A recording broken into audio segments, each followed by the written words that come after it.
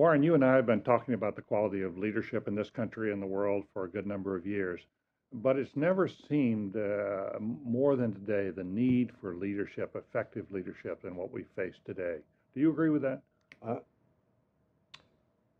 David, I do. And as a matter of fact, if I can point to one of the things that the center's doing, which began about 5 years ago, I think, which is the National Survey on Confidence in Our Leadership.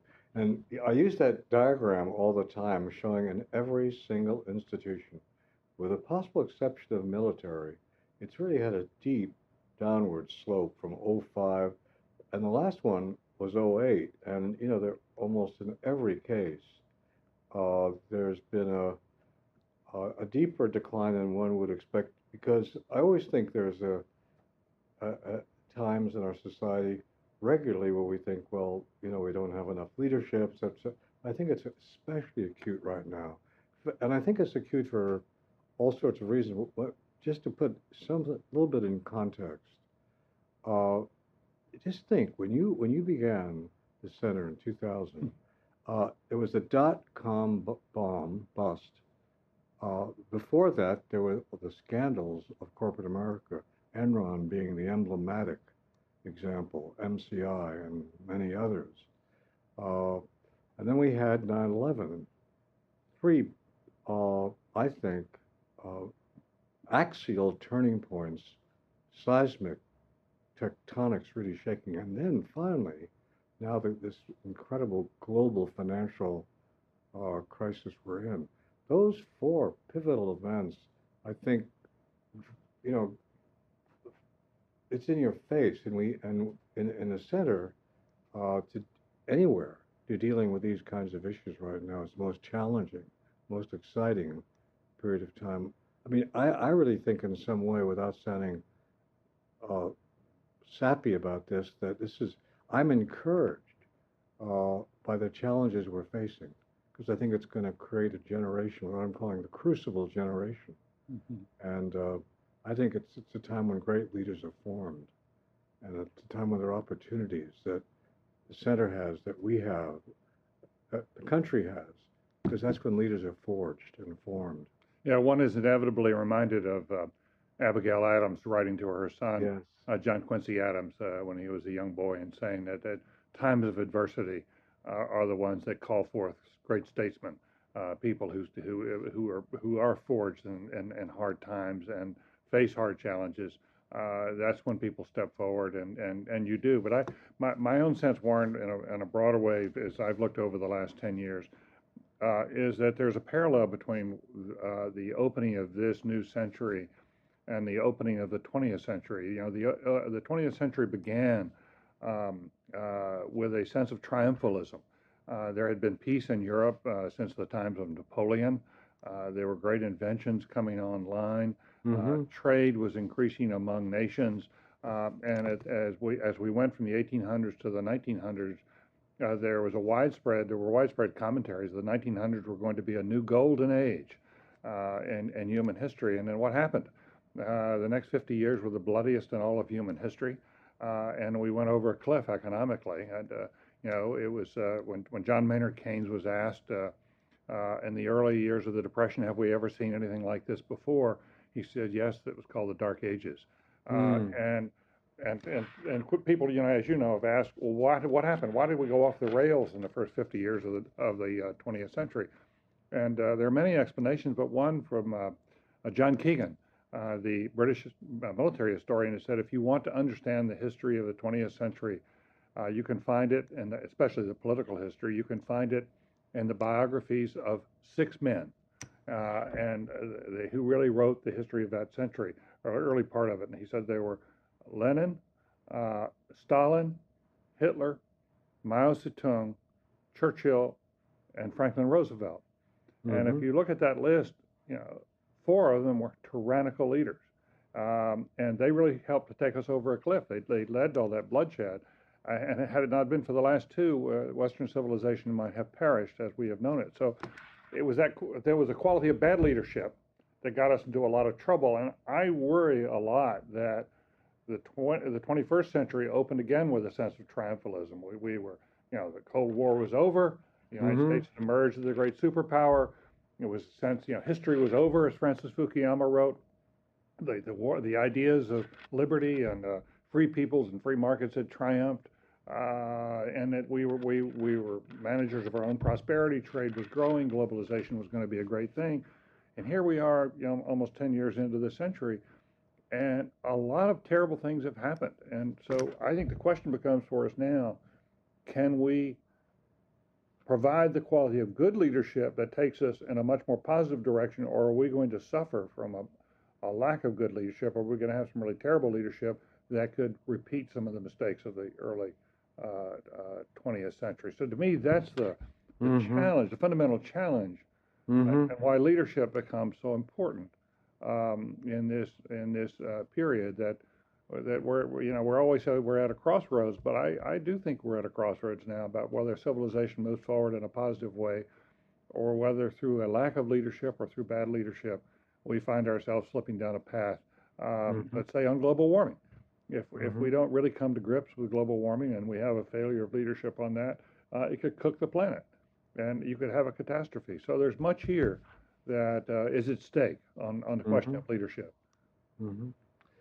Yes, and I can just sort of chime in on just a bit of that, David. I would have I would have dated the triumphalism as really post World War II, Hmm. and maybe that's because I was in that war. Well, And you were the Battle of the Bulge, weren't you? yeah, and you had the feeling that even though there were a lot of jokes being made about organization men, that in fact it was the first time so many of us could buy a home. It was the Right. first. It was. I remember John Wooden, who probably in the East Coast is not as well known. Here in the West Coast is a marvelous basketball coach, and I'm teasing a bit on that, Well, David. we I have our know you Coach do, K's. You have but your John Woodens. he's the dislocations that occurred during World War II. People were on a train, little for the first time. Many on an airplane for the first time. And John Wooden told me that he probably would have ended his life had it not been for World War II, teaching elementary English to kids in an Indiana school. So that's just one little example of that kind of shift. But in a way, the problems you outlined a little while ago strike me as perhaps more difficult, more profound than uh, uh, than some of the others. And I remember you're saying it was Super Tuesday last year Right. in '08. I think it was February 8th, and you stopped by my class at USC and talked with us for about an hour or so. And you said the problems, this is now, remember, February 8th, 2008, 2008. And you said, the problems that this new president, whoever it is probably going to be dealing with the most serious problems since at least FDR. I thought a lot about that. Other people have commented on it, but I think they're far worse. In Hmm. fact, David, if I may, I have a phrase that my undergraduate class doesn't get it, but I know others, grown-ups do. Uh, and it's an analogy to the heart. And some people have heart conditions which are called arrhythmias, Hmm. chaotic beats, and uh, personally myself experiencing some of that. I think about global arrhythmia. I think this is a period I see with so much chaos, so many unknowns, so many just certainly on the economic front alone.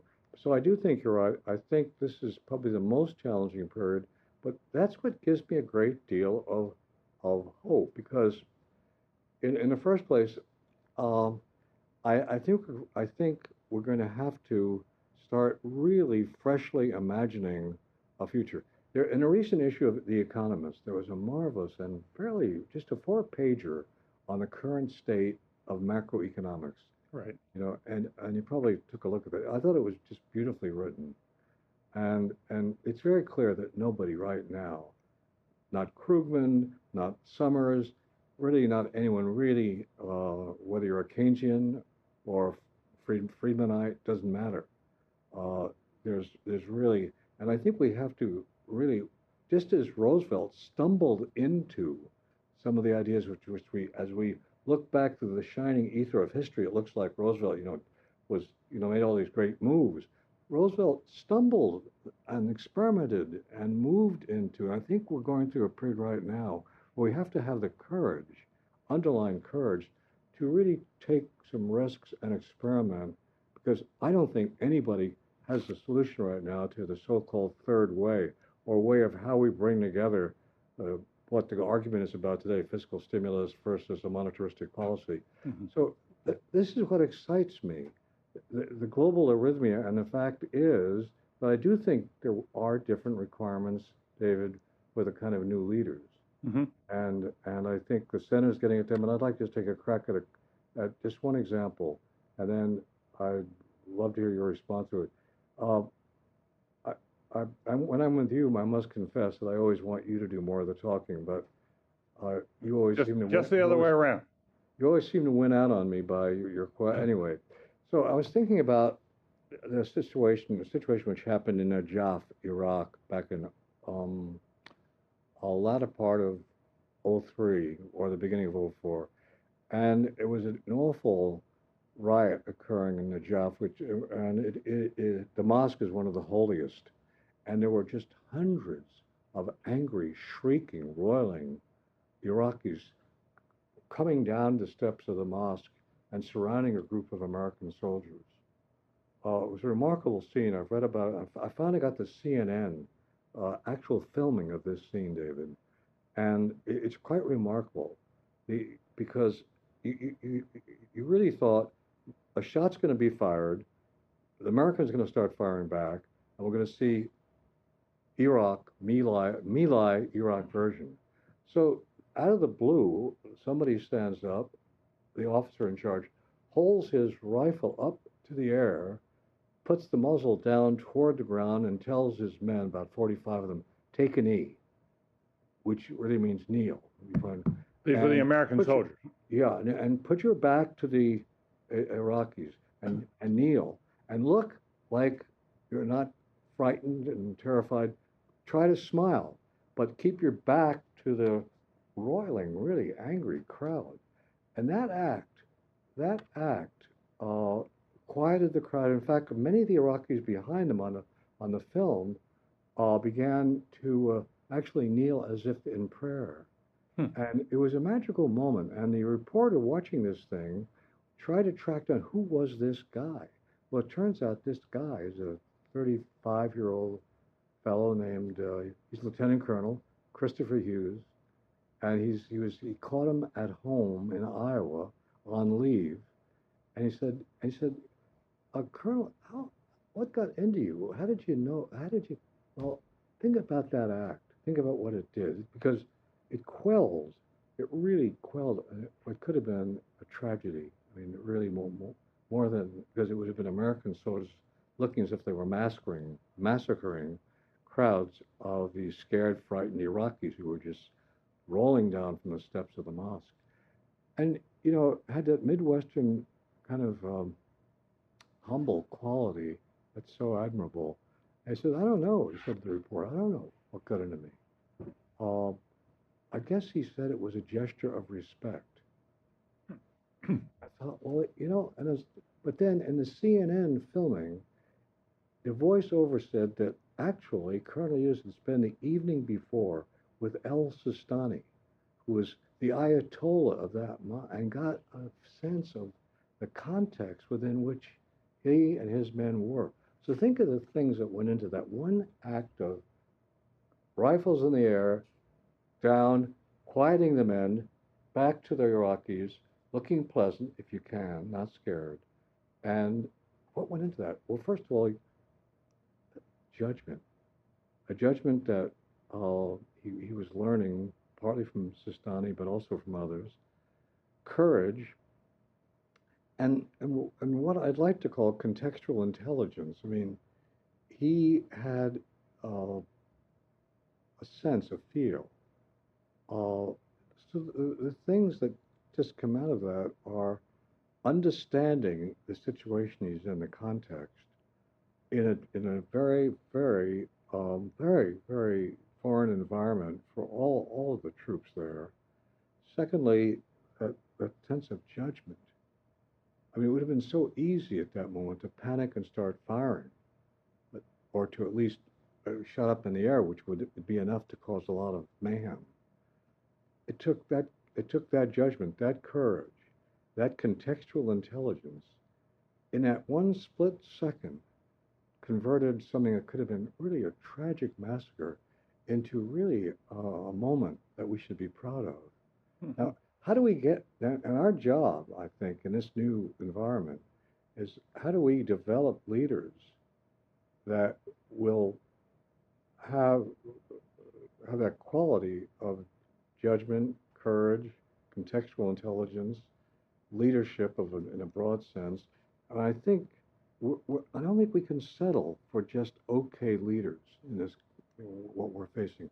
I think we've got to aspire to a higher level of leadership, David, than we've ever had. And the challenge I think we have is how do we do this? How do we do this? That you know. Anyway, But you make some excellent points, as always. Your comments really underscore how important it is for our Center for Public Leadership to aspire to reach high levels in not only in our research but in our teaching and in our working with students at Harvard and well beyond, Kennedy School, Harvard at large, and well beyond, um, to help help them to prepare them for leadership in small events and large events. I'm here in the job. That was not an event that would change world history, but it changed things on the ground. And as mm-hmm, you know, leaders are called upon now to act in small ways or in small locations or in big locations or in on big stages. But the leadership qualities that are needed are much the same, whether it's on a small stage or a big stage. And increasingly, the 21st century is demanding of people that they not only have the capacities and skills of the past, but they adapt to new ways mm, of mm, living and today and in the years ahead. And I thought, in particular,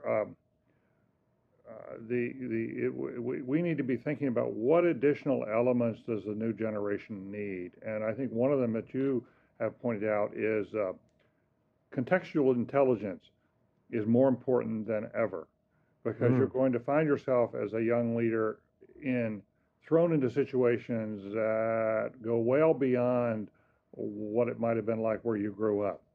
You're going to find yourselves in situations where people from many different cultures, many different backgrounds are going to be present. And to be able to read that context, someone has come up Mm, with the phrase cultural intelligence.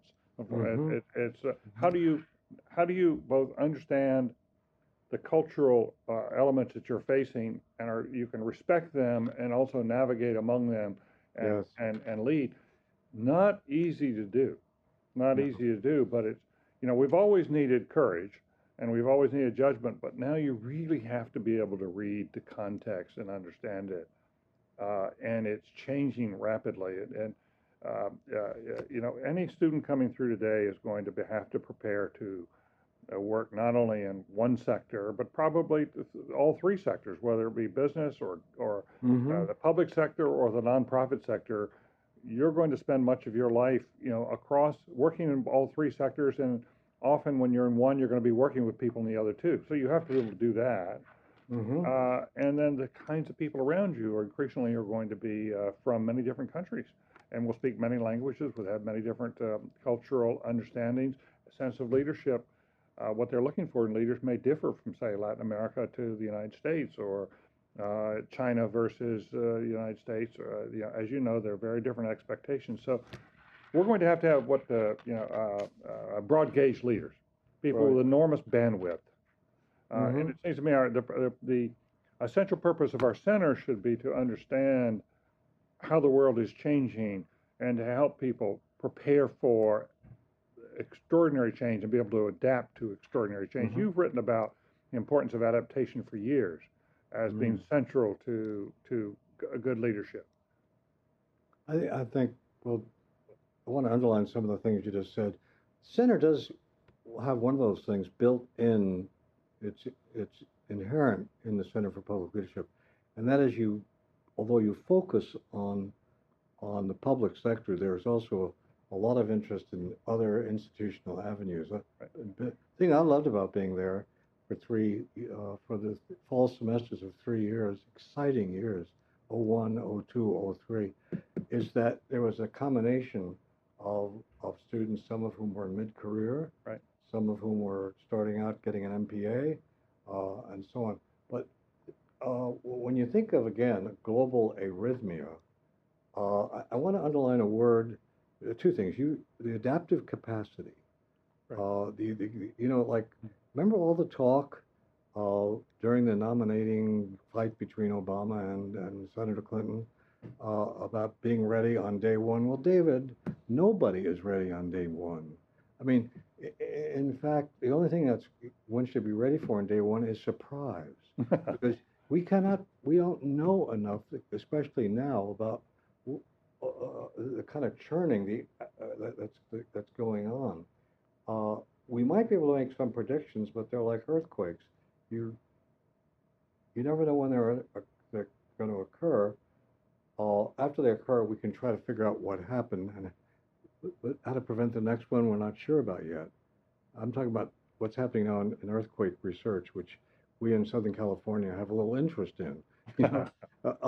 But this adaptive capacity, how do you get people to freshly imagine? How do you get people, as Lincoln put it, to disenthrall ourselves from the past? How do we get people who are open to new experiences, and whether it's trying new food or whatever it is, or trying a new, I don't think we're going to have any choice for effective leaders without having that openness to change, that openness to new experiences. But I also want to underline another thing that was kind of buried in the Colonel Hughes case, but you indirectly brought it up. Given an overused word, diversity, and given the fact that we don't understand enough today about other parts, the word respect, I think, when Colonel Hughes told the reporter on the telephone from Iowa, a gesture of respect, I tell you, that phrase has hung in my mind, David, because I think if we really, really, truly respect, understand what others are like, what others are going through, and I'm not just talking about China, India, Iraq, I'm talking about our own right here in this country too. And I remember recently, David, I played to our undergraduate class the old Aretha Franklin song, Respect. And Right. those students were just clapping and applauding. But I think there's a feeling of, a lot of feeling that you see in the workplace. And two of my colleagues have written a recent book about it, on incivility at the workplace. Well, they changed the title to Bad Behavior at the Workplace. And the incivilities they found in their research all over the world, Mm-hmm. and even in Canada, 1 out of 5 people feel that they've had some experience of incivility a week, one a week. A And week. I wrote a foreword to the book, and I've said in print, Canada? Chris, Canada? Well, so the respect, which means I got to learn about these things going on. I've really got, and this capacity which is tough, and I think in some ways it's partly dispositional, which makes it even, I don't want to say we all have a similar amount of potential for adaptive capacity. Right. I don't think that's true, but I do think enough of us have that, and we can prepare ourselves for that. And I think if I know that one of the main goals of the center is how to create programs for leadership development, which is what you're doing. How do you get the research foundation for that? And then how do we go about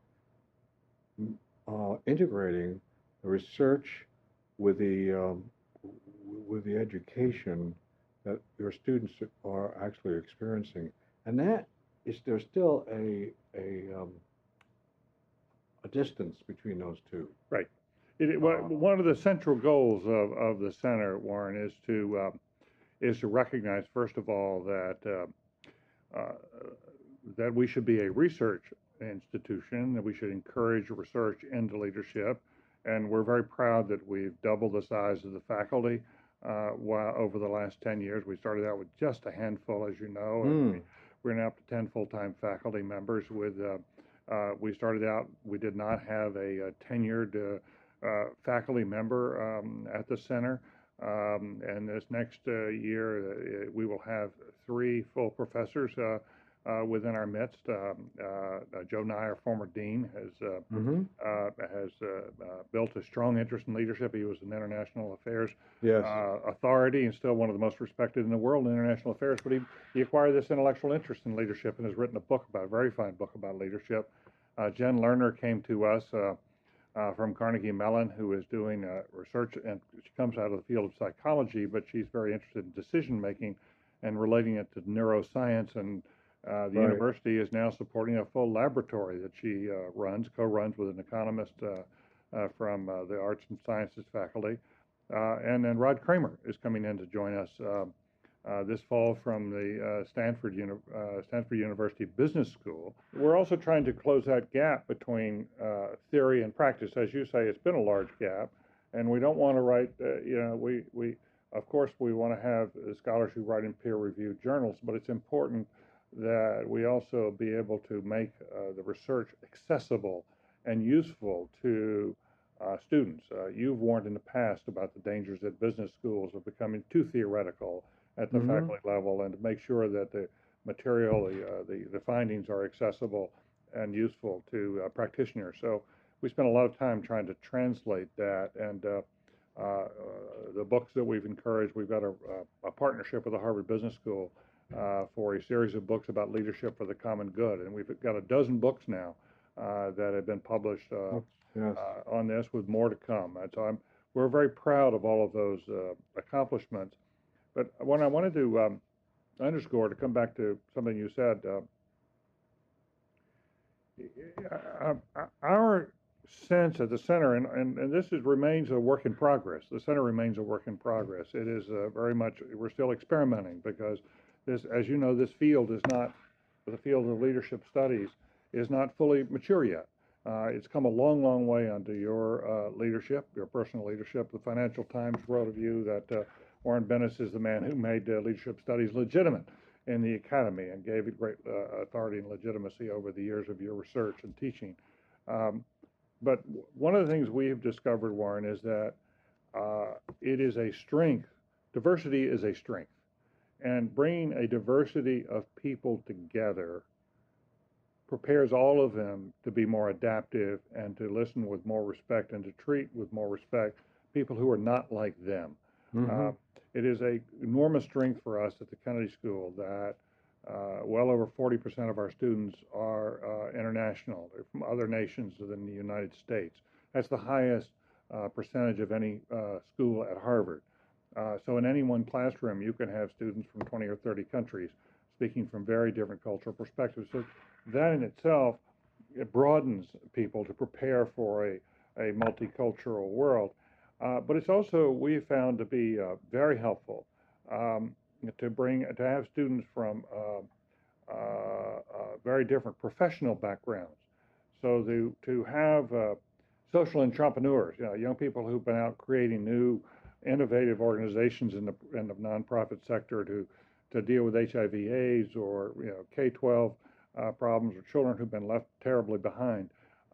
Sitting in the same classroom with veterans from Iraq and Afghanistan, each side benefits from that. And I've actually had the experience of after a semester of a woman who'd been working for peace her entire professional career, who had voiced many anti-military things, and a military veteran standing up at the end of the semester and crying, saying how much he'd learned and how they had bonded, and that he had come to understand her perspective, and she had come to respect what he did. But to have those military veterans as well, to come back to your story about Najaf and Iraq, what the military veterans come back, and they make great teachers in the classroom because they have had leadership experiences when they Yes. put their lives on the line. They've had their troops' lives on the line. What they come back and tell us is that if you're a young officer, and this is sort of a metaphor, I think, for all of If young you're a what? leadership. If you're. If you're a young officer now Hmm. going to Iraq or Afghanistan, um, uh, you may have to be fighting on Monday, but on Tuesday you're trying to help write a constitution, and on Wednesday you're trying to help fix the local sewage system, and on Thursday you're trying to help negotiate conflicts among local groups who are various ethnic groups, and that and by Friday you're back out on the field with your troops again. What the kind of the effort that goes into that to be so adaptive in so many different ways. Hmm. General Petraeus is calling this pentathlete leadership.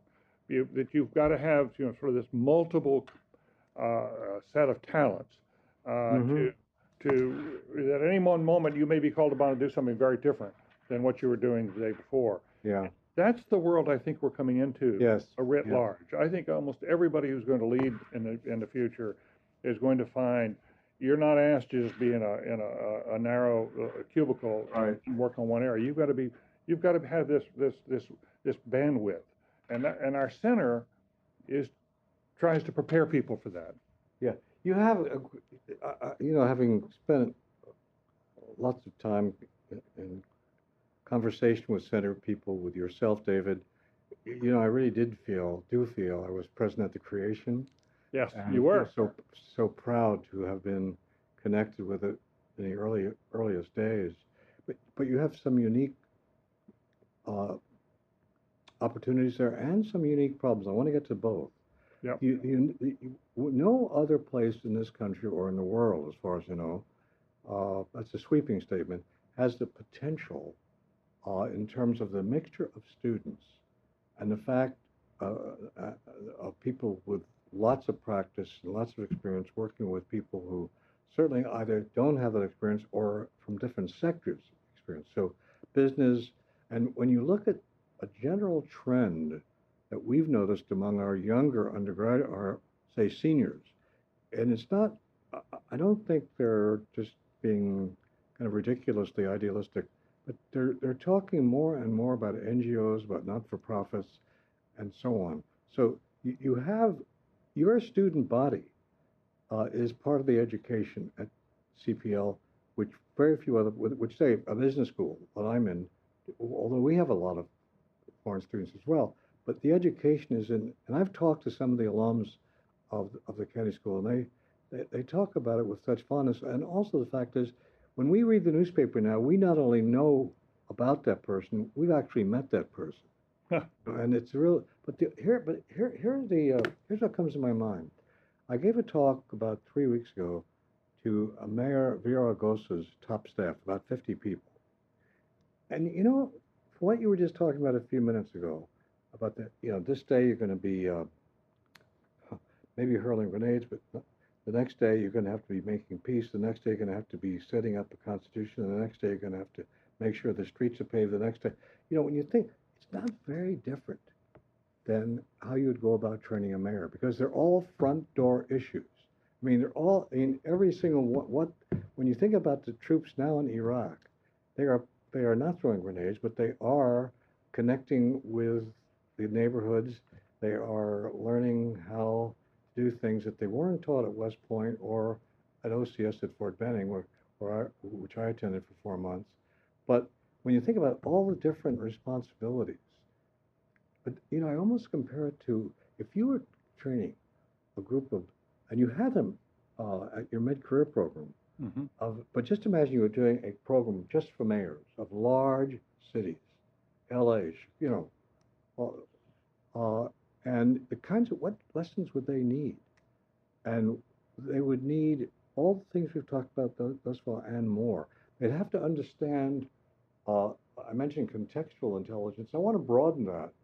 They're going to have to really understand the cartography of the stakeholders within their particular firmament or domain of responsibility, right? Okay. So, I mean, but the center is uniquely poised, not just because of the makeup of the student body and the goals and creed of the school, under the direction of Dean Elwood, but you also have the advantage of other departments working with you.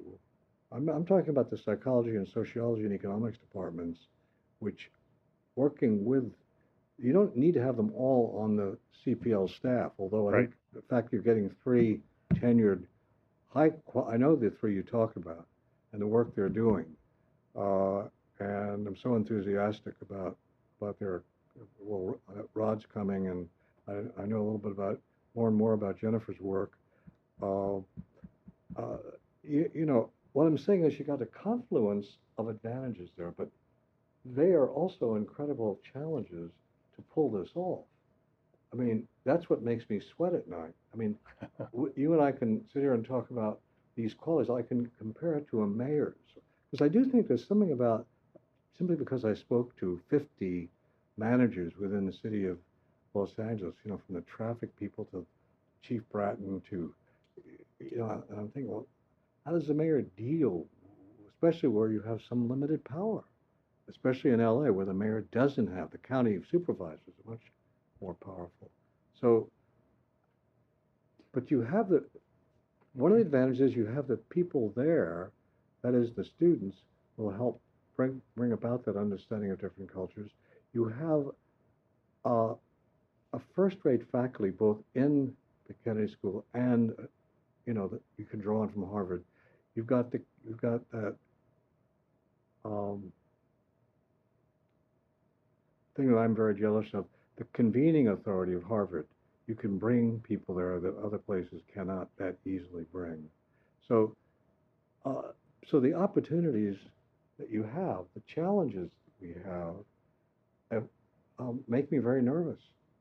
I mean, you know, even though I am extraordinarily hopeful, even though this may be, and because I do not think that we have sorted out the answers both at the economic, macroeconomic level, especially. I don't think we've sorted out all the issues of what, well, of what it, when we talk about leadership development, you know, how many longitudinal we've talked about this before, but I want to make a thing of it again.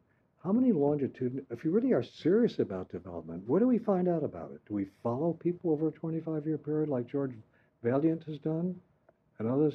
Because it's very expensive. You can't get tenure if you're Jennifer and you're, or Jennifer does have tenure, but if you're an aspiring assistant professor in tenure track, uh, how would you be able to do a longitudinal study? You know, because by the time you have your third year, you should have your thesis ready. But I think the two trends that I think are very hopeful for us are partly really figuring out ways we could do longitudinal studies in a short run, and there are ways of doing that. And another area that we've not talked about yet is, which I think is promising, but one shouldn't get their hopes up too high too quickly, and that is in the area of neurosciences. So when we bring those two things into the fold, it frustrates me more to think about all we have to. I have a suggestion which I made to Rod Kramer when we talked on the phone the other day. I said it would be an interesting exercise for the center, and maybe even a useful one, if you brought together a group of people who represented what you think would make up a leadership canon, or what is required for a PhD program in leadership. I don't know. There are one or two schools that do a PhD in leadership, but they're not first rate, and they're not in first rate universities. They're not in major research universities, and there's just a tiny number of them. And I wouldn't even they don't even. But I don't even want to go into them now because they're not worth looking at yet. But if you can bring together the requisite people who represent the various streams of this thing called leadership, and try to develop a PhD in leadership development or leadership more broadly, uh, I think I think we would all profit enormously from that. And you've got the horses to do that there. And you know, it's almost, I'm really saying this is a simulation in a way. You can think of it that way. It doesn't mean you're going to start the PhD program, although that may be an outcome.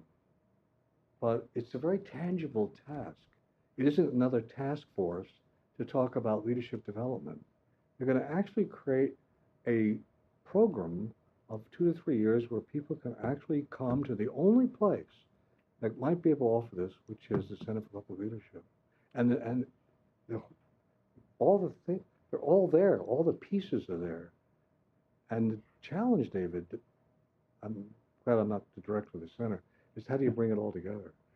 Well, once again, Warren, you've thrown down the gauntlet for us and challenged us to aspire even higher. And uh, uh, I do think it is incumbent upon us. One of our major undertakings over the next 2 or 3 years should be to seek a greater coherence in our curriculum for the students who are at the Kennedy School and have come to the Kennedy School and come to our center, um, so that there's a more integrated sense of what the courses are and what the paths may be. And that would pave the way toward, I hope, one day, a potential PhD program that students Hmm. who came through and studied, took 2 or 3 years of classes and then wrote a thesis. It probably would have to be combined with a field like psychology or Mm-hmm. organizational behavior or the like. Somehow it would have to be have those academic roots as well. But I think the day is, it's clear that a growing number of scholars um, are have grown curious about leadership. What we often find is that scholars who have developed in another field altogether and then had a leadership experience, as you did, I mean, running a university as you did, suddenly become deeply interested in the questions of leadership because they realize how vital it is for organizations. But let me come back to a couple of things you said, Warren. You spoke about mayors as having Mm-hmm. this wide array of responsibilities. The mayors are just like these young soldiers and so many other public officials. It is absolutely true that on any given day you may have to be doing something that's very different from what you did yesterday. You may run for mayor and have to be a very good politician to get elected, but once you get there, you're going to on day one, the first thing you're going to have to do is wrestle with a terrible budget dilemma or set of dilemmas, and you're going to have to understand finances. And on the day two, you may have some problem in your public schools, and you're going to have to understand, how children learn and what do we Mm-hmm. know from Mm-hmm. experiences in other parts of the country and other parts of the world. And on day three, you may suddenly be faced with a public health scare. Here comes swine flu Mm-hmm. that may overwhelm your hospitals, and you have to understand a little bit about the science, but also about how public health works. So there is I think every public leader today is going to be faced, and in the future is going to be increasingly faced with this wide array of challenges when you walk in the door, and it means you have to be to be successful at that, you have to prepare yourself for a life on a big stage. And I, Mm-hmm. going back to the opening of the center 10 years ago, I must confess that that's the time when I was very nervous. Uh, I the Kennedy School promised that it was there to train leaders for the future. We had a center, we had a little bit of money to get started, but I didn't know how to do it, and I That's didn't just know a how. simple idea. Just train leaders for the future, David. Yeah, Come on. right. I was. It was very unclear to me. Okay, what do you actually do in the classroom? What do you actually teach? What courses do you offer? And we had a pioneering course there with Ron Heifetz at the time. He was extraordinarily Right. popular, and remains one of our most influential teachers. We're very proud that he's there at Harvard and teaching at the Kennedy School, part of our center, a major part of our center, co-founder of the center. But we just had just a handful of courses when we started. Well, over the last 10 years, I think we've now got some 50 courses that in one way or another try to come to grips with leadership challenges. Um, but I have to say what has also given me great heart, Warren, over the course of this last 10 years, and that is that about 5 years ago, we first started creating scholarship programs for students. We were able to get in a scholarship fund from Mm-hmm. Zuckerman for 25 scholarships a year, from Catherine Reynolds and the Reynolds Foundation for another 25. Les Wexner, who's been of course our primary benefactor, and he and Abigail have been wonderful, wonderful Mm. patrons for the center and been great leaders in their own right. They have a scholarship program for Israeli students. We have another scholarship program more recently from Bill George, whom you know well as a very enlightened leader at Medtronic, a business CEO who now teaches the Harvard Business School, and his works on authentic leadership are extremely influential at Harvard. But the point of all of this is that over these last 5 years, we have had some 250 students come through now on scholarships through the center. We've been sort of their home while they've been there. And what we have found is these students have scholarships that enable them not only go to the Kennedy School, but also a lot of them go on to get joint degrees at the business school. Many of them get degrees from the School of Public Health. Many of them get degrees from the School of Education. Public health as well, maybe? Yeah, so you've got Kennedy, Public Health, Education, Business School, Law School, all represented, and the medical school, all represented in these among these scholarship students, and they come together on a regular basis. The students do, often for dinners, for outside speakers, for retreats, for trips to Washington, New York, San Antonio, field trips, and it's the coming together while they're students with people of different perspectives that when they talk about how do we solve the problem of energy and climate change, you've suddenly got people there from many different perspectives talking to each other and encouraging each other and holding each other to high standards of future contributions, looking at each other in the eye and saying, I'm going to go out and change the world. What about you? And where are you going? What are you going to be doing? And so now we have this group of students who have become, it's not the faculty teaching them, they're teaching each other, and they're learning from each other. And this jointness where we break down the walls among schools at Harvard and really throw open and say, the solution to any one of our public problems, one of our urgent threats, is not going to come from any one field. It's going to come from people working across fields. And here's what has happened this last semester. Warren, you, I'm sure, read about the fact that students at the Harvard Business School self-organized to take an oath when they graduated, a Hippocratic oath that went, it was not just it was not an oath just simply don't do harm, but it was they got up and took an oath pledging that in the future, that as in the business world, many of them working in the business world, they would not be simply about the bottom line, about shareholder value. That would not be their only value.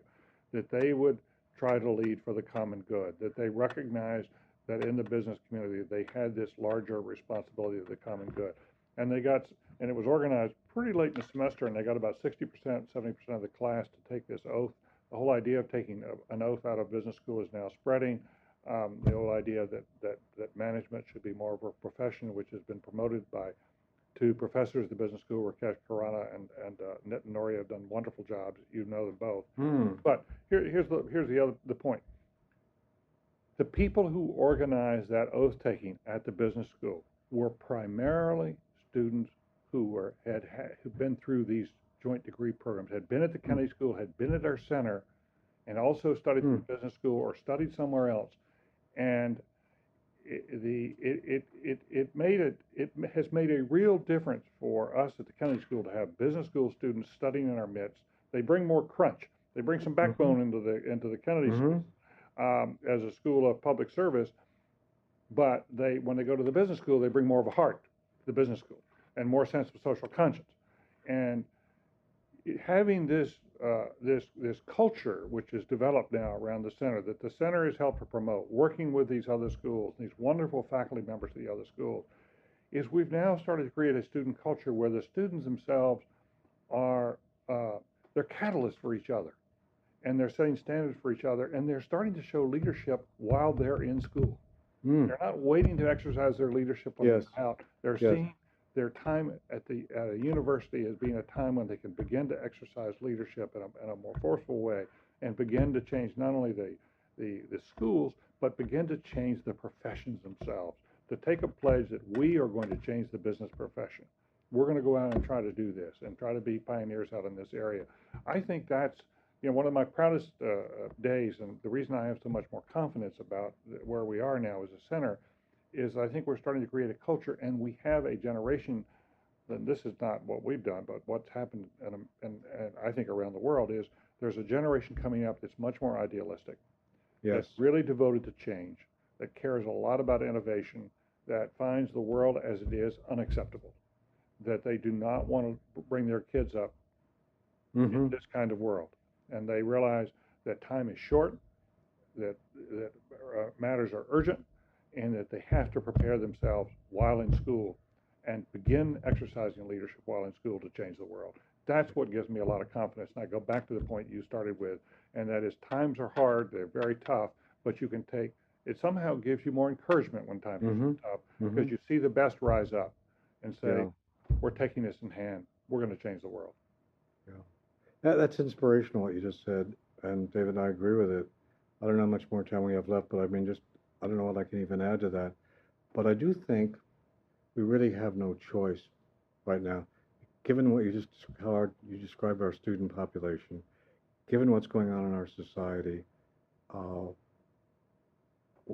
I, I I I don't think we can want to or escape those issues and responsibilities. If you were kind of concerned when when you took over in 2000, you should be more concerned right now in 2000, almost 2010, because we really do have I think a huge responsibility. And the good news is that I think the example you gave of those MBAs who got together with the Hippocratic Oath is very important because the, if you think about leadership in general, one of the if there is any as Max Dupre, our friend, said, the first task of a leader is to define reality, and we are creating, and the world is helping us. There are partners in this.